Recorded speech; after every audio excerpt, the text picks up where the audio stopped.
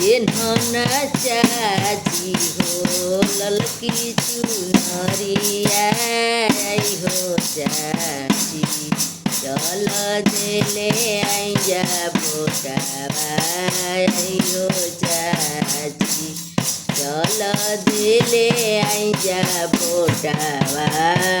आई हो चाची अपने तो चली ह चाची चचो के ले चली ह आई हो चाची अपने तो चली ह चाची चचो के ले चली ह आई हो चाची आइल बा तोहरे जमाना आई हो चाची आइल बा तोहरे जमाना आई हो चाची 6 नवंबर हमें गुरुवार दिनवा आई हो चाची चल देले आई जा भोटावा आई हो चाची चल देले आई जा भोटावा आई हो चाची एक भोट छुट्टी है चाची टूटी गई है सनावा आई हो चाची चल देले आई जा भोटावा आई हो चाची चल देले आई जा भोटावा आई हो चाची पेन्हना दीदी हो ललकी चुनरिया आई हो दीदी चल देले आई जा भोटावा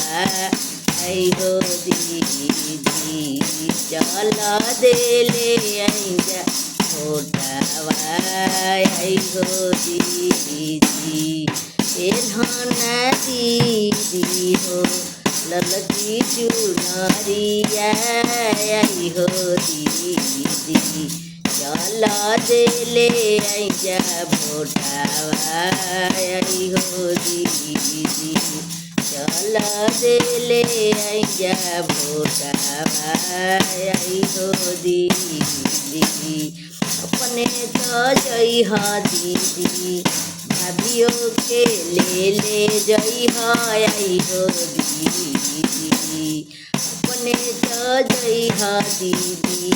भाभियों के ले जई ह आई हो दीदी आइले तोहरे जमाना आई हो दीदी आइले तोहरे जमाना आई हो दीदी चल देले आई जा भोटावा आई हो दीदी चल देले आई जा भोटावा आई हो दीदी पेन्हना दीदी हो ललकी चुनरिया आई हो दीदी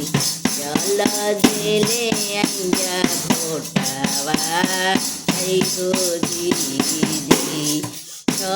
नवंबर हमें गुरुवार दिनवा आई हो चाची